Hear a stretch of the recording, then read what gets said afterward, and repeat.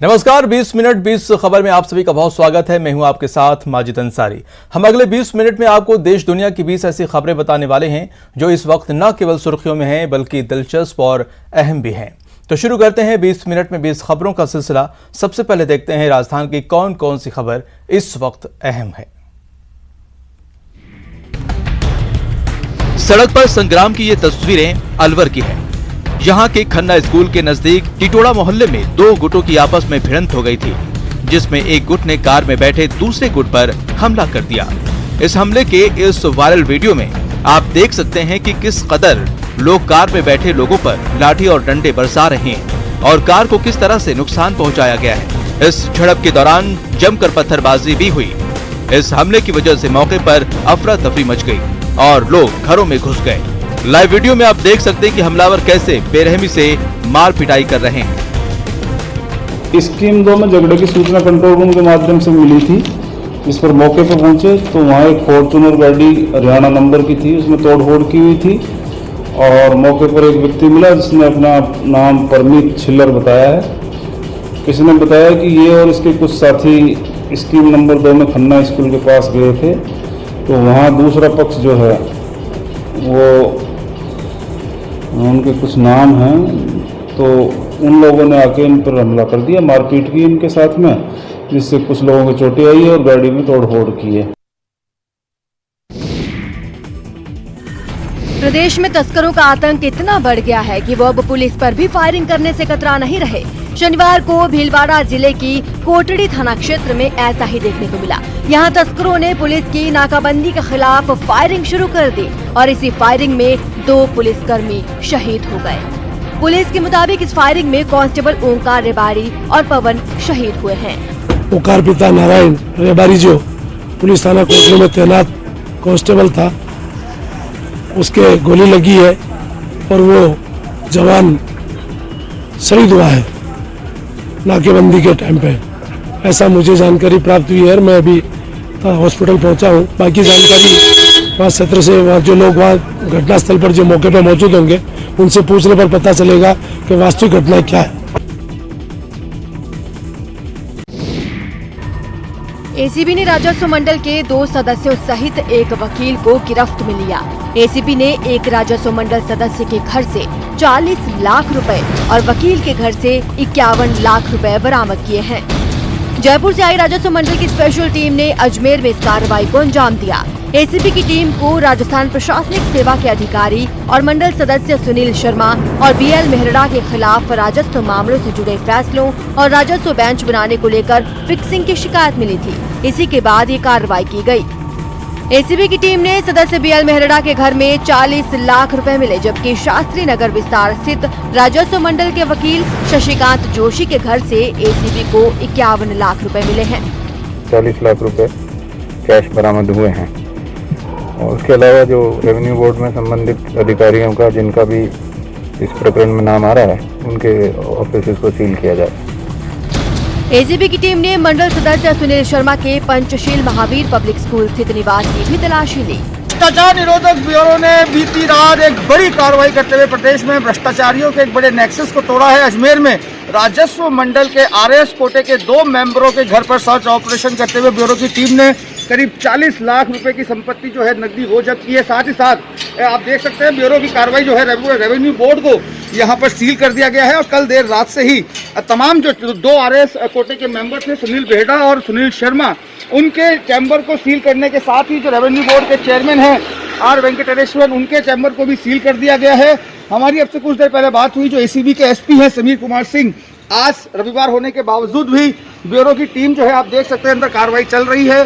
तमाम दस्तावेजों को, फाइलों को खंगाला जा रहा है और जो दलाल इसमें डिटेन हुआ है, जो इस रेवेन्यू बोर्ड का ही एक वकील है शशिकांत जोशी, उसके घर से भी ब्यूरो की टीम ने 40 लाख रुपए की नकदी जो है वो जब्त करने के साथ बड़ी मात्रा में सोने चांदी के आभूषण और दूसरे दस्तावेजों को बरामद किया है। और अब एक जॉइंट इन्वेस्टिगेशन टीम जो है वो एसीबी के डीजी बीएल सोनी गठित करेंगे, जिसके बाद आज उम्मीद की जा रही है कि रविवार होने के बावजूद भी ब्यूरो की टीम जो है यहाँ पहुंचकर इस पूरी कार्रवाई को अंजाम देगी। मुख्यमंत्री अशोक गहलोत ने कहा है कि अगर प्रदेश के लोगों ने कोरोना को लेकर जारी हेल्थ प्रोटोकॉल्स का पालन नहीं किया तो फिर सरकार सख्त कदम उठाने पर मजबूर होगी। शनिवार रात को सीएम गहलोत ने कोरोना संक्रमण और टीकाकरण की स्थिति की समीक्षा की।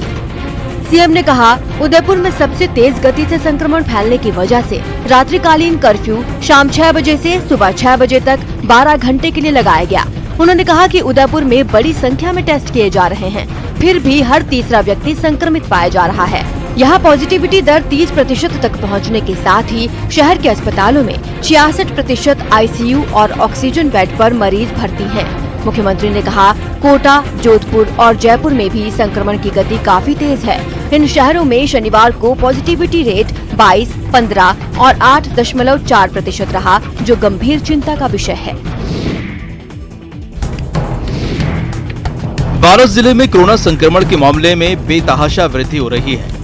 यहाँ संक्रमण के मामले करीब 25% तेजी से बढ़ रहे हैं। यहाँ पिछले 4 दिनों में 220 से भी ज्यादा केस सामने आए हैं। ऐसे में जिला प्रशासन ने अत्यधिक संक्रमण वाले इलाकों में माइक्रो कंटेनमेंट जोन बना दिए हैं। फिलहाल जिले के अटरू के दिवाली गांव में और बारां शहर के बाबजी नगर में माइक्रो कंटेनमेंट जोन बनाए गए हैं। बाबजी नगर में एक ही मकान में 5 लोग कोरोना संक्रमित पाए गए हैं, जिसके बाद प्रशासन ने उसके आसपास के कुछ मकानों को शामिल करते हुए वहां माइक्रो कंटेनमेंट जोन बना दिया है। यहां बैरिकेडिंग कर मकानों को घेरा गया है ताकि लोग उधर जा ना सके। बारां जिले में कोरोना संक्रमण के मामले एक बार फिर से तेजी से बढ़ते जा रहे हैं। इसको देखते हुए जिला प्रशासन द्वारा कई प्रकार के कदम उठाए गए हैं। कुछ जिले में 2 स्थानों पर माइक्रो कंटेनमेंट जोन भी घोषित किए गए हैं। ये वो अत्यधिक संक्रमण वाले इलाके हैं जहां पर एक ही परिवार में 5 से ज़्यादा कोरोना के मामले सामने आए हैं, जिसको देखते हुए प्रशासन ने यहां पर माइक्रो कंटेनमेंट जोन घोषित किया है। कोरोना का ग्राफ रोज नए रिकॉर्ड बना रहा है, फिर भी लोग हैं कि लापरवाही बरतने से बाज नहीं आ रहे। पुलिस सख्त से सख्त कार्रवाई भी कर रही है, फिर भी लोग ज्यादातर बिना मास्क के नजर आ रहे हैं। कोटा से आई जानकारी के मुताबिक कोटा पुलिस कोरोना गाइडलाइंस की अवहेलना करने पर लगातार कार्रवाई का रिकॉर्ड बना रही है। पिछले 10 दिन में सामाजिक दूरी न बरतने वाले 4,552 लोगों के खिलाफ कार्रवाई की गई। इस कार्रवाई के दौरान 4,55,200 का जुर्माना लगाया गया है, जबकि बिना मास्क घूमने वाले 367 लोगों के खिलाफ कार्रवाई करते हुए 1,83,500 रुपए का जुर्माना लगाया गया। साथ ही इस दौरान 215 गाड़ियां जब्त की गई हैं। कोटा पुलिस कोरोना गाइडलाइंस की पालना नहीं करने पर कई दुकानों को सीज कर चुकी है, फिर भी यहां कोरोना पॉजिटिव मरीजों के आंकड़ों में लगातार बढ़ोतरी नजर आ रही है।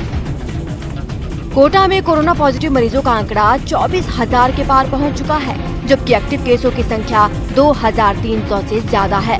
लगातार हो रही कोरोना के मामलों में बढ़ोतरी के साथ कोविड-19 में अस्पतालों में भर्ती मरीजों की संख्या बढ़ रही है।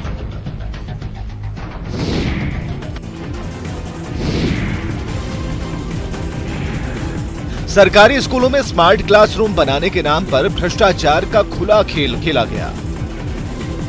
दरअसल जैसलमेर के शिक्षा विभाग को सरकारी स्कूलों में स्मार्ट क्लासरूम बनाने के लिए कॉर्पोरेट सोशल रिस्पॉन्सिबिलिटी यानी कि CSR फंड से 1 करोड़ रुपए दिए गए, तो विभाग की ओर से टेंडर जारी कर एक फर्म को स्कूलों में branded LCD TV, water purifier और प्रोजेक्टर लगाने का ठेका दिया गया।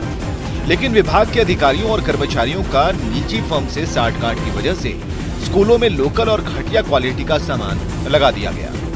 यहाँ पिछले साल में जो निविदा निकाल करके OAGC ने शिक्षा विभाग समसा से मिल करके स्कूलों में टीवी वगैरह लगाई है, किसी में जो वाटर कूलर भी लगाया है, उसमें एक तो क्वालिटी नहीं दी है और क्वालिटी मेंटेन के लिए कई स्कूलों में तो जैसे उसके जो ब्रांड ही चेंज कर दिए गए हैं। इसमें से मेरा ये मानना है कि कम से कम उसमें 20-30% राशि खर्च हुई है, बाकी सभी बिल बनाए गए और बिल बनाने में बहुत बड़ी अनियमितता है। और ये जो हमें जो जानकारी मिली है उसमें ये है कि जो शिक्षा विभाग के जो संस्था चला रहे हैं उसमें ONGC ने जो CSR दी है उसके लिए अपनी कैश बुक भी अलग संधारित कर दी गई है, जो बहुत बड़ा वित्तीय अनियमितता मानी जाएगी।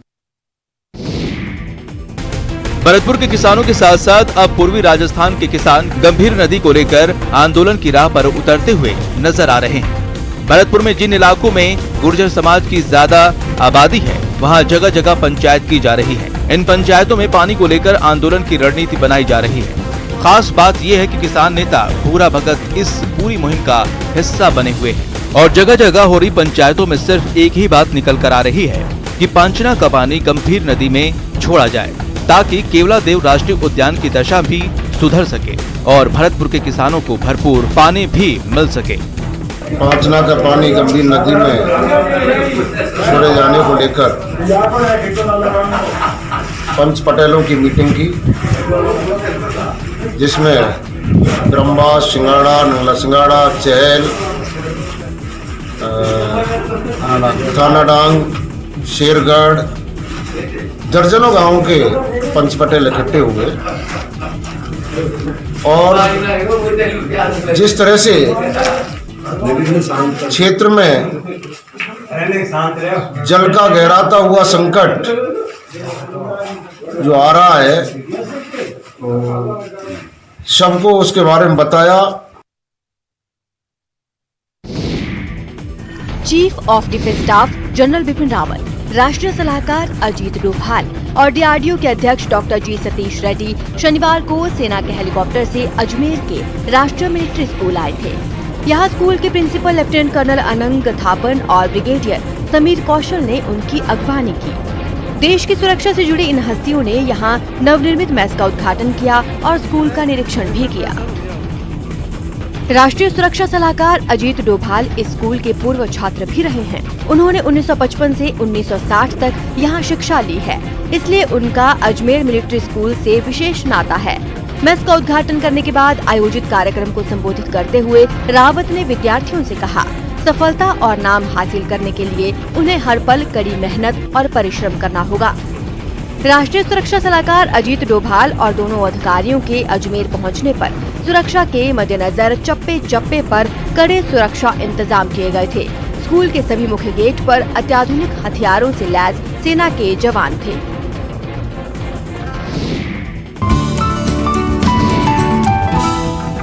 डॉक्टर इल्से काल्हर राल्फसन रहने वाली तो जर्मनी की है, लेकिन पिछले 30 साल से पाली के सादरी इलाके में ऊँटों के संरक्षण के लिए काम कर रही हैं। रेगिस्तान के जहाज को बचाने की जंग लड़ रही हैं अपने दम पर। दरअसल साल 1990 में इल्से ऊँटों पर पीएचडी कर रही थीं। इसी सिलसिले में इल्से भारत आई और शोध करने के लिए ऊँट बाहुल्य राज्य राजस्थान को चुना, फिर यहीं की होकर रह गई। तो पहले ये रायका लोग वो इनके पास फीमेल कैमल्स है और वो लोग इनका बच्चा ये साल में एक बार पुष्कर का मेला में बेच रहे थे, लेकिन आजकल कोई मार्केट नहीं है इनका ऊँटों के लिए। Nobody is buying any camels, कोई उपयोग नहीं है, तो इसलिए लोगों को कमाई नहीं होता, तो इसलिए वो ऊँट पालन छोड़ देते। और अगर हम ऊँट बचना चाहते तो लोगों को कमाई मिलना चाहिए। इल्से ने राजस्थान के ही हनुमंत सिंह के साथ मिलकर ऊँट पशुपालकों की आमदनी बढ़ाने की सोची और फिर साल 1996 में इल्से ने सादरी कस्बे में लोकहित पशुपालक संस्थान का गठन किया। फिर ऊँटों के स्वास्थ्य, नस्ल सुधार, प्रजनन और पशुपालकों के हक दिलाने में जुटी। सादड़ी में देश की पहली कैमल मिल्क डेयरी खोली, साथ ही ऊँटनी के दूध से उत्पाद भी बनाने शुरू किए, जिनमें घी, चीज और साबुन समेत कई प्रोडक्ट शामिल हैं। इसके अलावा 2009 में ऊँटों के मींगड़ों से पेपर बनाने का प्लांट लगाया और ऊँट की ऊन से शॉल, दरी, कारपेट तैयार करने की दिशा में भी कदम बढ़ाया। धीरे धीरे जर्मनी की डॉक्टर इल्से काल्हर राल्फसन राजस्थान में लोकप्रिय होती चली गईं और जर्मनी की मेम की राजस्थान में बोटी बाइसा के नाम से पहचान बनी। और 20 मिनट 20 खबर में अब देख लेते हैं कुछ दूसरे राज्यों की खबरें। दिल्ली के शास्त्री पार्क इलाके में शनिवार देर रात फर्नीचर की मार्केट में अचानक से आग लग गई। इस आग के चलते फर्नीचर की 200 से ज्यादा दुकानें जलकर खाक हो गई। आग बुझाने के लिए फायर ब्रिगेड की करीब 32 गाड़ियां लगाई गई थी, फिर भी इन्हें कई घंटों तक कड़ी मशक्कत करनी पड़ी। सुबह करीब 3:45 बजे किसी तरह आग पर काबू पाया गया। आपको बता दें कि शास्त्री पार्क इलाके में फर्नीचर की कई दुकानें हैं, जहां सोफे, बेड, कुर्सी और कई लकड़ी का सामान बनता है।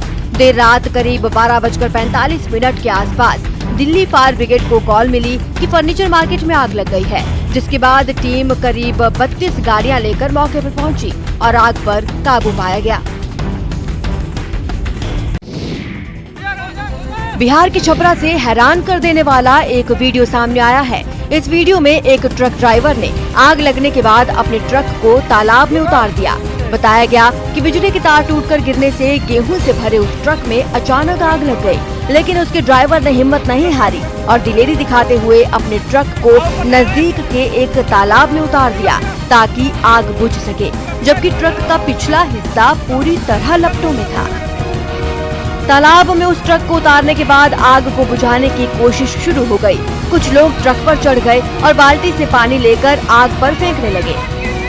लोगों ने लगातार पानी फेंककर आग को बुझा दिया। हालांकि तब तक ट्रक का पिछला हिस्सा जल चुका था।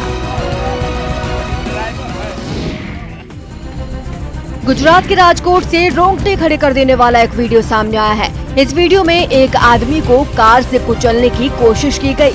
ये घटना तब हुई जब सड़क पर उस आदमी का स्कूटर उस कार के सामने आ गया और फिर उनके बीच गाड़ी ठीक तरीके से चलाने को लेकर बहस होने लगी। इसी बीच ड्राइवर ने अपनी कार को वहां से तेजी से भगाया और फिर रिवर्स गियर में लाकर उस आदमी को कुचलने की कोशिश की। वो आदमी अगर अपने कदम पीछे नहीं करता तो वो उस कार के नीचे दब जाता। हालांकि उसका स्कूटर उस कार से टकराने के बाद दूर जाकर गिरा।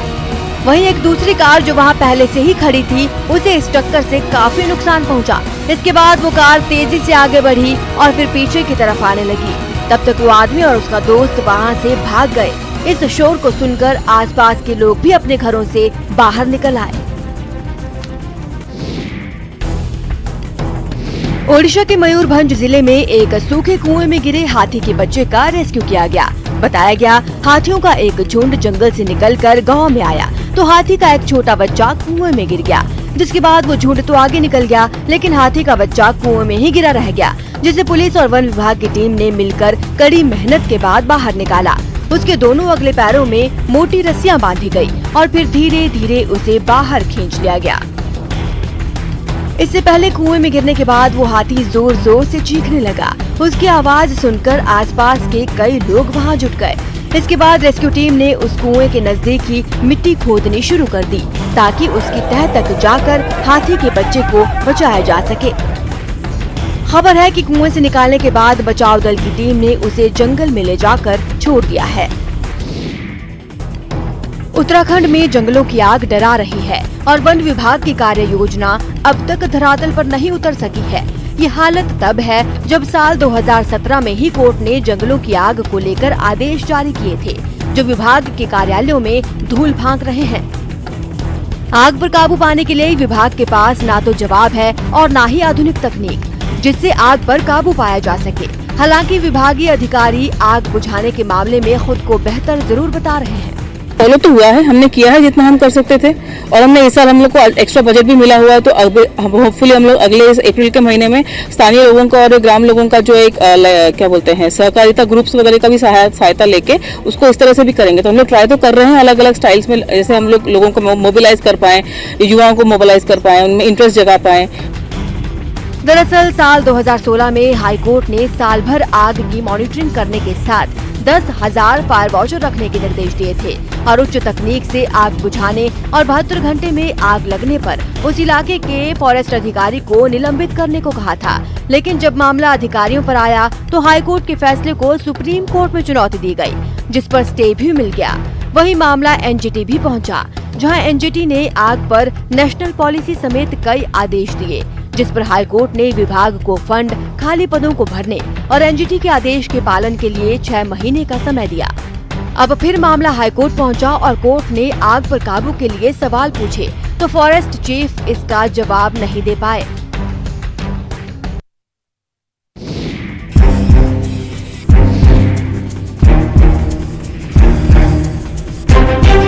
पौड़ी में मां थारा देवी शक्तिपीठ का मंदिर निर्माणाधीन है, लेकिन इसकी गुणवत्ता पर अभी से सवाल उठने लगे हैं, क्योंकि निर्माण के साथ ही उसमें दरारें आने लगी हैं। आपको बता दें कि 2013 में केदारनाथ आपदा के समय मंदिर को अलकनंदा नदी के बीच अस्थायी शेड में शिफ्ट किया गया था और 2010 से स्थायी मंदिर के निर्माण का कार्य जारी है। इसकी हालत तो बिल्कुल अब जीर्ण शीर्ण हो गई है। इतने सालों से हम इंतजार कर रहे हैं और यहाँ की सीमेंटें उखड़ने लग गई है। आप देख रहे हैं ये जो शैली कत्यूरी शैली में बना गया है, ये लकड़ी के बना रखे हैं, ये फटने लग गई है, लकड़ी में दरारें आ गई है, लकड़ी की पॉलिशें चली गई है, पेंट उखड़ने लग गया है, सीमेंट उखड़ने लग गया है। पुजारी समुदाय ने इसकी गुणवत्ता पर सवाल उठाने शुरू कर दिए थे, लेकिन अब प्रशासन ने इसकी तकनीकी जांच का फैसला लिया है। हमारे द्वारा भी निरीक्षण किया है तो हमने धारी देवी मंदिर को देखा तो उनके पिलर्स में हमें लगा कुछ दरारें आई हुई हैं। तो हम एक टेक्निकल टीम जीडीके की जो टेक्निकल टीम उसके साथ हमारी पीडब्ल्यूडी या एनएच इनकी एक टेक्निकल टीम बनाकर हम इसका निरीक्षण करवाएंगे। बहरहाल इस मामले की जांच जरूरी है। अगर समय रहते इसकी कमियां ठीक नहीं हुई तो भविष्य में कोई भी हादसा हो सकता है। उत्तराखंड के हरिद्वार में चल रहे कुंभ की खूबसूरती में 4 चांद लगाने के लिए प्रशासन ने खास सजावट की है। सोमवार और बुधवार को हरिद्वार कुंभ में शाही स्नान होना है। आपको बता दें कि सोमवार को सोमवती अमावस्या है, जबकि 14 अप्रैल को बैसाखी है। इससे बड़ी संख्या में श्रद्धालुओं के पहुंचने की उम्मीद है। हालांकि इससे पहले ही वहां घाटों, मंदिरों और पुलों पर खास सजावट कर दी गई है। रात के वक्त ये सभी जगह रंग बिरंगी लाइट की मदद से जगमगाती दिखी और खास बात ये कि इस रोशनी की वजह से कुंभ की खूबसूरती में कई गुना इजाफा हो गया।